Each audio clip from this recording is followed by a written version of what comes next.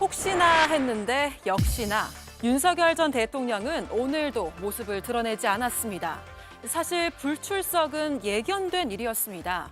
윤 전 대통령 부부와 가까운 서정욱 변호사는 소환을 하루 앞둔 어제 전면 보이콧을 언급하기도 했는데요. 대통령은 뭐 건강이 문제지만 특검의 수사가 이미 결론을 맞춰놨고 짜맞추는 거다. 정치 보복이다. 진짜 순수하게 건강 문제라기보다는 특검 수사에 대한 저는 대통령이 이게 불만이 있다 봐요. 건강은 표면적인 구실일 뿐 불출석의 진짜 이유는 특검 수사에 대한 불만이라는 겁니다. 한편 윤 전 대통령이 구치소에서 눈 건강 이상을 호소하고 있다는 보도도 나왔는데요. 앞서 내란 특검의 출석 요구에도 연이어 불응했던 윤 전 대통령. 여당은 반복되는 불출석에 오늘의 핑계 코너를 만들라고 맹비난했습니다. 건강이 안 좋다. 망신주기 소환이다. 더워서 못 견디겠다. 독방이 생지옥이다. 소환 통보만 하면 핑계가 하나씩 튀어나오니 이쯤 되면 오늘의 핑계 코너라도 만들어야 되지 않겠습니까? 내일 오전 10시 특검팀은 곧바로 피의자 재소환을 통보했습니다.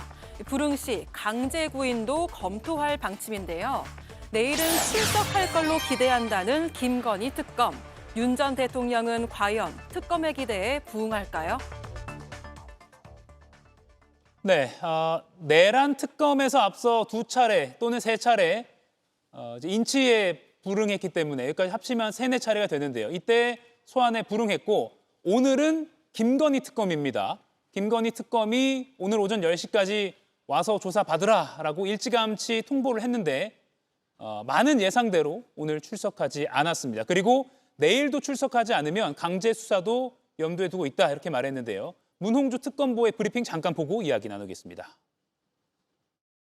특검은 내일 오전 10시에 출석하라는 출석 요구서를 오늘 오전 서울구치소장에게 다시 송부하였습니다. 만일 이마저 응하지 않는다면 체포영장 청구 등 강제 수사도 염두에 두고 있음을 알려드립니다. 네, 김의정 의원님, 불출석할 거라고 예상하셨죠? 네, 예상은 했던 바죠. 예. 또 본인의 내란 형사재판에도 지금 출석을 안 하고 있는 상황이니까요. 그렇지만 이런 식으로까지 소위 배째라 행태를 보일 거라고는 정말 예상 못한 거죠. 네. 그리고 지금 3개 특검에 모두 그 혐의에 연루가 돼 있기 때문에 계속해서 지금 출석해야 될 입장인데 오늘 같은 경우에는 지금 무단 불출석입니다. 뭐 이유도 특별히 밝히지 않았고요. 네. 이거는 3개 특검을 통해서 모든 진실을 정확하게 규명하고 또 죗값을 치러야 한다는 국민의 염원을 완전히 철저하게 무시하는 거고요. 형사사법체계에 대해서 정면으로 도전하는 그런 모습이죠. 본인이 소위 국정농단 특검팀에서 일을 해본 사람이잖아요. 네. 그래서 이 특검의 메커니즘을 누구보다 잘 알고 있기 때문에 오히려 그거를 이용하고 있다.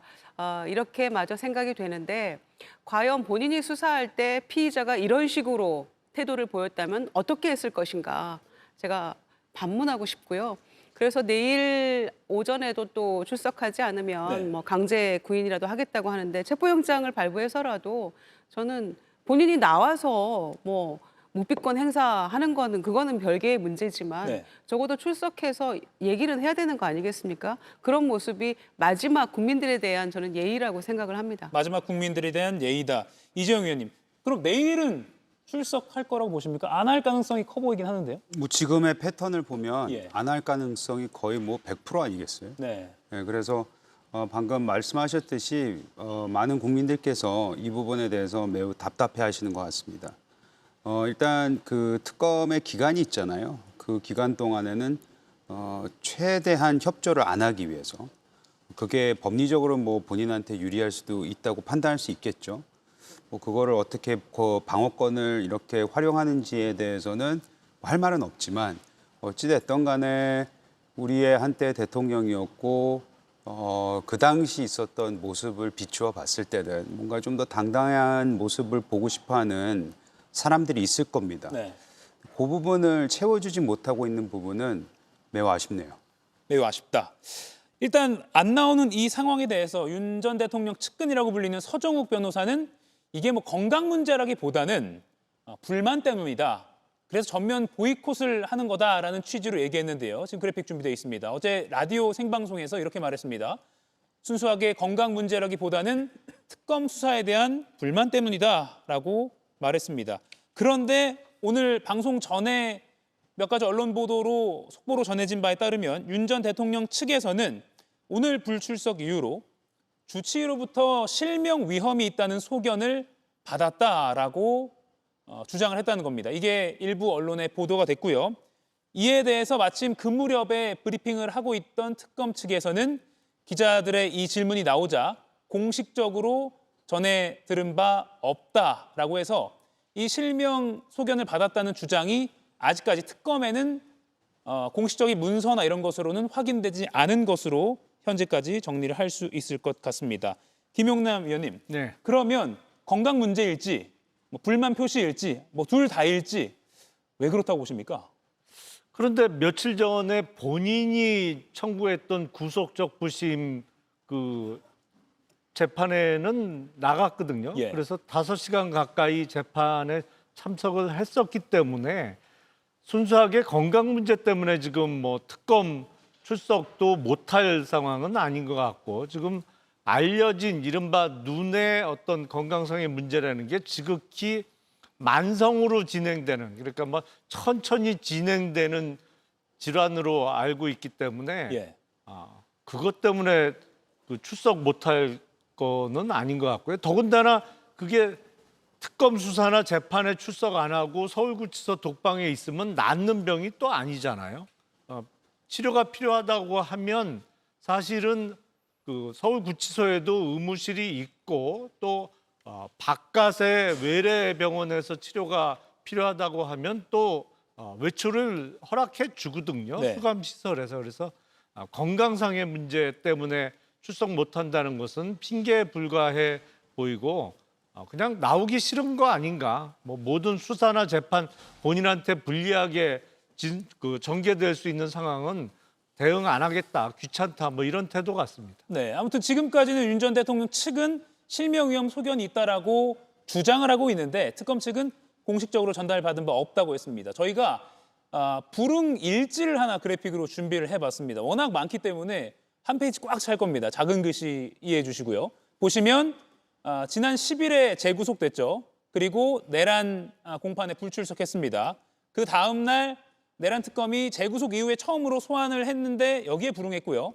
그리고 14일에 많은 분들이 기억하실 겁니다. 뭐 특검 측에서 인치 지휘, 그러니까 강제로 구치소 측에 끌어내느라고 요청하는 그 지휘까지 했는데 이게 불발됐고 7월 15일 2차 인치 집행까지 시도했는데 불발됐고요. 그 다음 날 3차 인치까지 집행을 하려다가 또 불발됐습니다. 지금 윤 전 대통령 불응일지라는 제목으로 저희가 보여드리고 있습니다.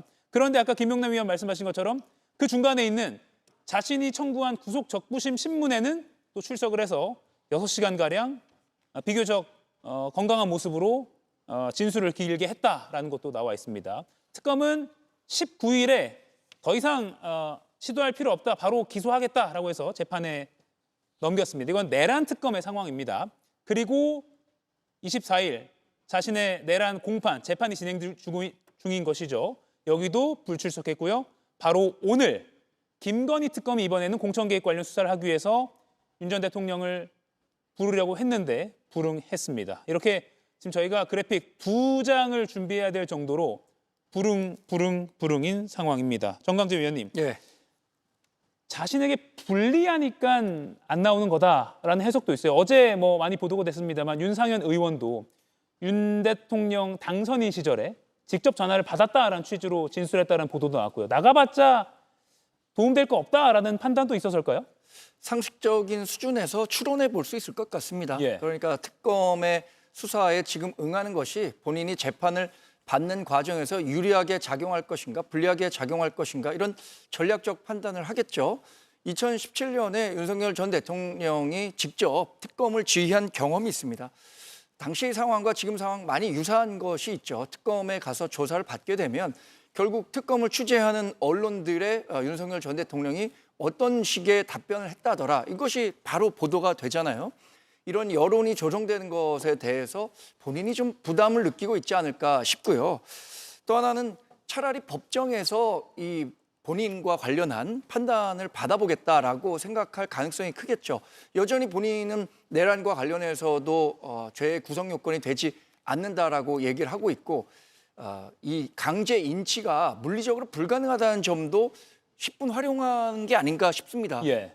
지난 14일에 처음으로 강제 구인 조치를 특검이 얘기를 했지만 구치소 측에서 실제로 물력을 동원해서 윤석열 전 대통령을 구치소 밖으로 데려 나온 것은 어렵다라고 네. 했잖아요. 그러니까 그 전례를 감안해서 앞으로도 아마 강제 구인에는 응하지 않을 가능성이 높다고 봐야겠는데 이게 국민 법정서와 맞느냐 이것은 좀 별개의 문제라고 생각합니다. 국민 법정서를 언급하셨는데 저도 뭐 법조 취재를 해봤지만 그러니까 일반 피의자들이 구치소에서 강제로 안 나올 수 있는 상황이 과연 있느냐. 그래서 인치를 불응하면 어떻게 되는 겁니까? 라고 뭐 수사당국에 물어봐야 되는 그런 상황. 그러니까 워낙 이례적인 상황이기 때문에 그 다음을 어떻게 해야 되는지 사실 생각조차 안 해본 거잖아요. 그냥 구치소에서 집행관들이 나오라고 하면 나오는 것이 일반 피의자들의 상식일 텐데 이게 윤 전 대통령에게만 예외적으로 적용된 상황이라 굉장히 좀 그 다음 상황이 의문스러울 정도로 많이 궁금할 정도로 굉장히 이례적인 상황인 건 분명해 보입니다. 자, 그리고 윤 전 대통령을 접견했다는 심평 변호사가 SNS에 잇따라 이런 글을 올리고 있습니다. 지금 윤 전 대통령이 이렇게 힘든 상황이다라고 설명을 하는 그런 내용인데요. 28일 어제 올린 글입니다. 전직 대통령 예우 관행을 깨고 겨우 1.8평 좁은 공간에 있다. 허접한 골판지 받침대 위에 식판. 윤 전 대통령 같은 큰 체구의 사람이 누우면 꽉 차는 공간이다. 에어컨도 없다. 라면서 인권 침해다, 정치 탄압이다라는 취지로 주장을 하고 있습니다. 김유정 의원님, 네. 정치 탄압이라는 어떤 프레임이라고 말을 해야 될까요? 그런 주장을 펼치는 것 같습니다. 그러니까 인권 침해이자 정치 탄압. 근데 이거는 자업자득 아닙니까? 본인이 불법 계엄으로 인해서 내란 수괴 피의자가 됐고 그리고 구속돼서 지금 재판 중인 거고 특검에는 본인 마음대로 제멋대로 거부하고 있는 거고 이런 상황인데 자업자득이라고밖에 볼 수 없는 이 상황을 어떻게 해서 정치 탄압이다 뭐 또 서정욱 변호사 아까 뭐 정치 보복이다 뭐 이렇게까지 얘기하고 있는데 어림없는 소리라고 생각합니다. 그리고 이 지금 이런 불만 상황에 대해서 같은 서울구치소에서 11개월 동안 있었던 송영길 전 대표가 얘기를 하고 있지 않습니까? 거기에 지금 2층에 수감되어 있는데 윤석열 전 대통령이 예. 거기는 그나마 시원한 곳이다라고 얘기를 하고 있어요. 그리고 본인은 3층 가장 덥고 또 겨울엔 가장 추운 그곳에서 있었기 때문에 혼자서 독방 쓰는 거기에는 한 4-5명 보통 다른 수감자들 홍거방에는 4-5명이 쓸 수 있는 공간을 혼자 쓰고 있는데 거의 호텔급이다 그 정도면 이렇게 다녀온 분이 얘기를 하고 있잖아요. 그래서 무슨 불평 불만이 이렇게 많은 것인지 그나마 전직 대통령이기 때문에 내란 수괴 피의자에게도 그나마 독방을 배려한 거 아니겠습니까? 네. 이 특혜조차 없애라라고 국민들은 아우성입니다. 같이 홍거방에 있게 하고 운동도 같이 하게 해라 이런 얘기까지 나오고 있는데 지금 이걸 두고 나서 이 상황을 무슨 정치 탄압이라고 얘기하는 거는 진짜 어불성설이라고 생각하고요. 간 수치가 높아져서 계단만 올라가도 숨이 차서 에어컨 타령에 돈이 없다. 그러다가 이제 실명 위기 이런 얘기까지 하고 있는데 그런 얘기 다 감안해서 특검에서 다 불러서 조사하는 거니까 네. 더 이상 부끄러운 모습 보이지 말기를 바랍니다. 네. 이정 의원님. 일단 저 주장을 보면 1.8평보다 넓은 곳이 있는지도 알아봐야 될 것 같고 에어컨이 있는 곳이 혹시 있는지도 알아봐야 될 것 같고 근데 그거는 좀 중요하지 않은 포인트 같고 왜냐하면 지금 이 상황에 이제 본인이 처해 있는 이유가 말씀하셨듯이 계엄, 내란, 뭐 지금 뭐 재판, 그다음 탄핵 이거 아니겠습니까? 네. 근데 그 아까 이제 대통령이 이제 계속해서 응하지 않고 있잖아요. 네. 모든 부름에 그 아까 2페이지 정도 보여주셨는데 그걸 보거나 아니면 이 심평 변호사 같은 분의 이런 얘기를 들어보면 그냥 이게 그냥 전반적인 윤석열 대통령과 그 측근들이 가지고 있는 이 사건에 대한 이 내란이라고 이 재판에 대한 그냥 중장기적 대응 전략이 아닌가 좀 그런 생각이 들어요. 이제 끊임없이 시간을 이제 회피하고 계속해서 이제 지연시키고 그 안에서 끊임없이 이제 정치적 탄압을 받고 있다라는 그런 프레임 빌드업으로 보여지거든요. 네.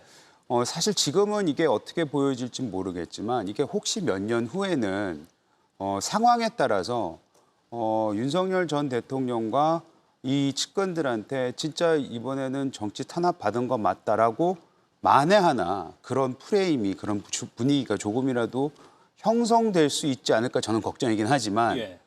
대한민국 정치와 대한민국 이런 분위기를 봤을 때 그런 세력들이 항상 존재하기 때문에 그런 그 본인의 그 지지자들 그리고 미래에 이제 뭐 본인의 지지를 더해줄 사람들 그들을 향한 끊임없는 구애가 아닌가라는 생각이 들 정도입니다. 일부 지지층을 공략하는 전략이다라고 분석을 해주셨습니다.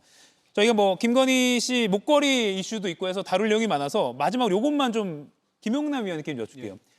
독거실, 혼자 사는 방이 오히려 좋은 거 아니냐라는 뭐 저희 구치소를 안 가봤기 때문에 모르지만 그런 일반적인 여론이 많았고 실제 그래서 어제 이런 보도가 있습니다. 이건 윤 전 대통령과는 상관없는 거지만 서울구치소에서 교도관이랑 수용자 간에 어떤 비리가 있었다. 독방을 가고 싶어서 금품을 제공하고 독방이라는 혜택을 받는 그래서 이 범죄에 대해서 경찰이 압수수색을 하고 그런 사건이 지금 나가는 것처럼 보도가 됐습니다. 이 말은 혼거실, 그러니까 혼자 있는 방에 있는 것은 좋은 일이고 수용자들이 원하는 일이라는 거잖아요. 그래 지금 윤 전 대통령은 혼자 있는 것이고요. 아니 기본적으로 예. 그 피고인 겸 피의자 윤석열이 거기 지금 휴양지를 간 게 아니잖아요. 수감 시설에 지금 수감이 되어 있는 겁니다. 근데 불만이 매우 많아요. 근데 심평 변호사가 전한 얘기가 자기가 본 얘기를 한 게 아니에요. 왜냐하면 면회 간 사람이 그 독방 안까지 볼 수가 없거든요. 그러니까 뭐 그 수감되어 있는 윤석열 피고인한테 전해 들은 얘기인지 아니면 좀 본인의 상상을 보태서 과장해서 하는 얘기인지 모르겠습니다만 독방에 있는 게 그렇게 힘들고 불만이면 혼거방으로 옮겨달라고 하면 얼마든지 옮겨줄 수 있어요. 거기 독방 가고 싶어하는 사람 차고 넘칩니다. 근데 무슨 에어컨이 없다? 아니 집에 에어컨 있는 사람도 전기비 때문에 못 틀어요. 더군다나 그 서울구치소의 맨 꼭대기층에 수감되어 있는 게 아니잖아요. 예. 맨 위층은 좀 덥죠. 특히 여름에. 하지만 그 중간층에 있기 때문에 그렇게 더울 수가 없거든요. 아니 그리고 본인이 지금 잘못해서 그 수감되어 있는 건데 뭐 덥다, 좁다, 뭐 온갖 불만을 다 늘어놓고 있는데 아직 교정교화가 멀어 보입니다. 네. 이가혁 라이브를 시청해 주셔서 고맙습니다. 이가혁 라이브는 평일 오후 5시 TV와 유튜브로 실시간으로도 함께 하실 수 있습니다.